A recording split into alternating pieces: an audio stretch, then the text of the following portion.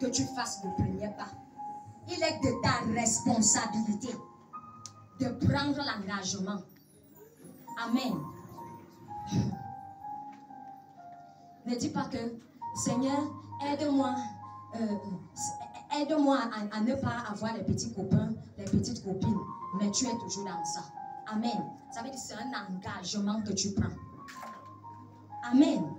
Et dès que tu prends cet engagement, le Seigneur va te suivre. Le Seigneur va te donner la force. Il va t'accorder la grâce. Amen. Je vous ai dit que le temps nous tient à la gorge. Je devrais raconter mon témoignage. Amen. Et la Bible dit, l'eunuque les a observés pendant 10 jours. Il a vu qu'ils étaient bien en forme que les autres. Amen. Parce qu'ils ne faisaient pas les choses que les autres faisaient. Amen. Amen. Parce qu'ils savaient qui ils étaient. Amen. L'importance de la présence de Dieu. Amen. Le premier point de savoir, c'est de savoir qui tu es en Christ. Jeune chrétien, maman, papa, qui est-ce que tu es en Christ? Qui tu es? Quand tu connais qui tu es, tu vas mettre des limites. Amen. Tu vas mettre des limites. Tu ne vas pas marcher comme les autres. Tu ne vas pas fonctionner comme les autres. Tu ne vas pas t'habiller comme les autres. Quand le Seigneur m'a attiré à lui, parce que je ne vais pas dire que j'ai donné ma vie parce que je n'ai aucune vie. Amen. Il a commencé à m'enseigner. Et ça allait tellement vite. Tellement vite. Le Seigneur m'a dit, parce que mon fils était malade. Amen. Il pouvait y passer. C'est comme ça que je viens au Seigneur. Amen. Et le Seigneur a guéri mon enfant. Mais je n'étais pas trop dans la chose. Amen. Parce que mon problème, c'était que le Seigneur guérisse mon enfant. Amen. Je suis même allée juste entrer dans les eaux du baptême. Amen. Mais entre-temps, j'avais un pied dedans, un pied dehors. Amen. Papa a souvent l'habitude de dire ici, et c'est même la parole qui dit que lorsqu'un démon sort, lorsqu'il revient, c'est très dangereux. Amen. Et quand il a attaqué pour la deuxième fois, c'était grave. Le Seigneur m'a conduit ailleurs. Et quand j'arrive là-bas, une maman me dit, ma fille Flavie, tu sais, la guérison de ton enfant dépend de ta sanctification. Je dis, wow, ça a commencé. Le jour où on va rencontrer l'homme de Dieu, il me dit, prie le Seigneur qui t'accorde la grâce de souvent prier pour ton enfant. Je dis, hey. Donc moi j'amène mon enfant, tu dis que c'est moi qui dois prier. Parce que lui, il a vu qui était mon enfant. Amen. Il a vu ce que le Seigneur a mis en lui. Amen. Et quand cette maman m'a dit ça, j'ai dit au Seigneur que wow, si c'est vraiment ce que tu veux, voilà ce qu'on va faire. Tu vois que moi aussi, je suis dans la vie des amis, petits et autres là. Comme j'ai demandé telle chose, s'il ne me donne pas, je saurais que c'est toi. Amen. Et ça s'est passé comme ça. Je n'ai pas discuté. J'ai mis fin. Amen. Le Seigneur a commencé à m'enseigner.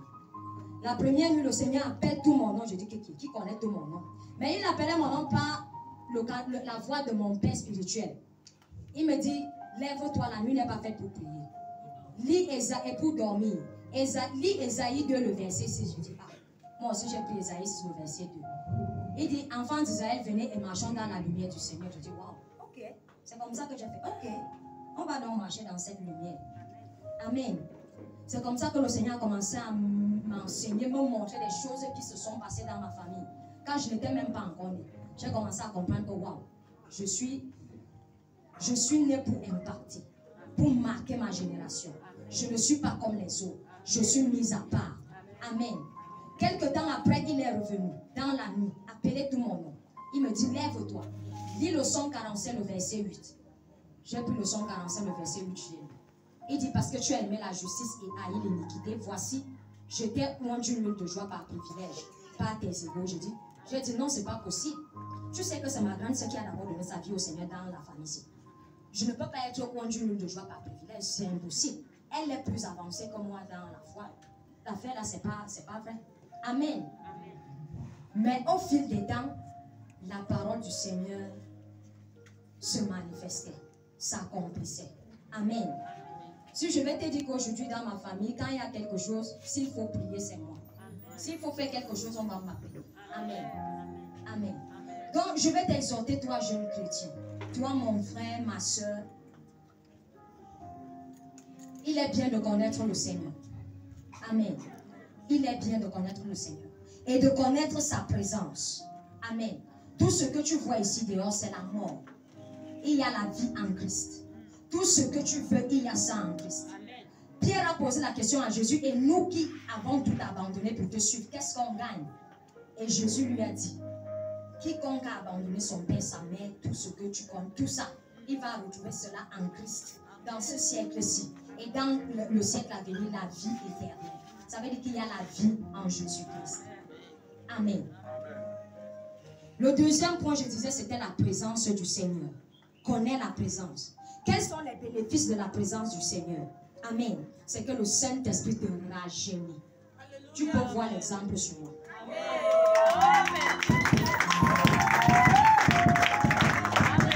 Amen. Quand tu vois mon fils, tu me vois. Tu peux voir. Si je ne te dis pas que c'est mon fils, tu ne peux pas voir. Ça, ce sont les bénéfices de la présence du Seigneur. Parce que le Saint-Esprit te rajeunit, te renouvelle, te donne un souffle nouveau. Il est bon de connaître le Seigneur. Et tu vis loin de toutes ces choses-là. Amen. Ce n'est pas pour toi. Reste tranquille. Toi, jeune fille, jeune garçon, chaque chose a son temps. Amen.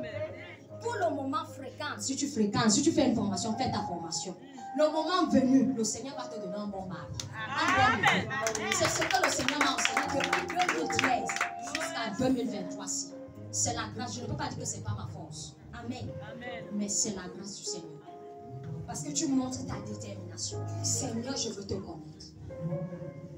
Révèle-toi en moi. Et tu vois, quand tu es dans le Seigneur, tu as en moi de problème. Tu ne vas pas dire, oh, il m'a encore trompé avec une autre copine. Pourquoi tu te mets dans les problèmes, les choses des papas et des mamans, toi tu es déjà dedans, ma soeur. C'est quoi? Et il y a quoi? Amen. Hey, cherchez Jésus-Christ. Amen. Je disais, le premier bénéfice, c'est que le Seigneur te rajeunit, il te renouvelle. Amen. Tu es indestructible. Amen. Tu es protégé. Tu es gardé. Je vais prendre un témoignage. Il y a un enfant qui est décédé il y a un mois de janvier ici au lycée. C'était une ancienne camarade de ma petite soeur. Amen. Elle a eu un différend avec sa camarade. Amen. Et sa camarade a commencé à l'éviter. Elle va voir Satan et dit, attends, voilà, Satan lui dit que si quelqu'un dit bon, ben ignore-le.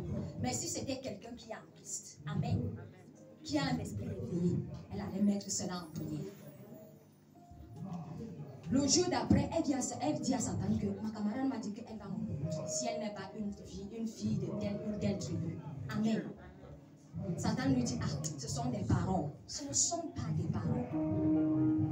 Le Seigneur t'a fait confiance. Voilà pourquoi il t'a donné un enfant. 2. Jésus. Le temps nous tient à la gorge. La parole de Dieu nous dit dans le Psaume 127, le verset 3, il dit, les enfants sont des flèches dans les mains d'un guerrier. Ça veut dire que si tu as un enfant, tu dois être une guerrière, un guerrier. Il ne suffit pas seulement d'enfanter. Toi, jeune fille qui court après là. Amen. Non. Ça veut dire que tu dois nourrir cet enfant physiquement et spirituellement. Un enfant ne vieillit pas devant son père. Même sur le choix de sa femme, tu dois intercéder. Moi, j'intercède même déjà. Amen. Ouais, Jésus. Le Seigneur m'a montré qui est mon fils. Amen. Une nuit, je priais pour lui et le Seigneur m'a montré qui il était. Donc, il ne faut pas qu'une Jézabel vienne de nulle part. Non.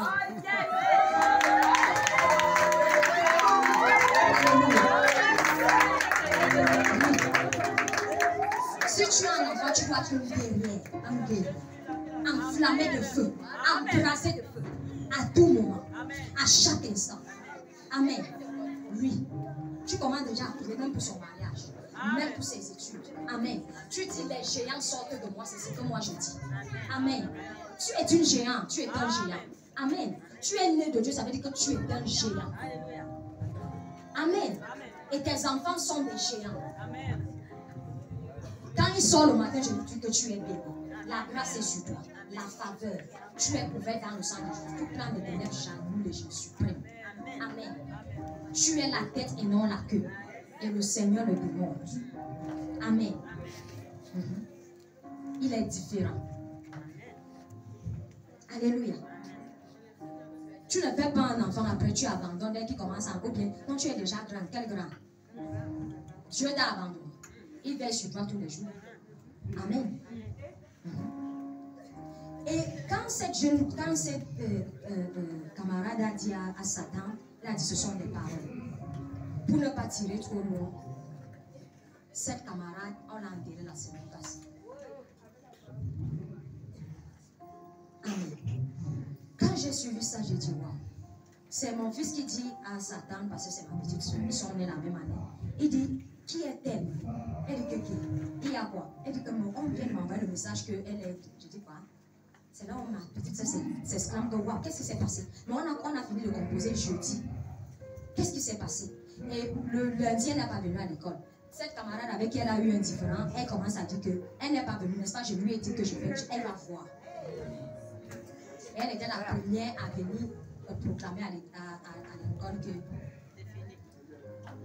Amen. Amen. Veillons sur nos enfants. Le Seigneur t'a donné cette capacité. Amen. Donc je disais, quand tu es en Christ, tu es indestructible.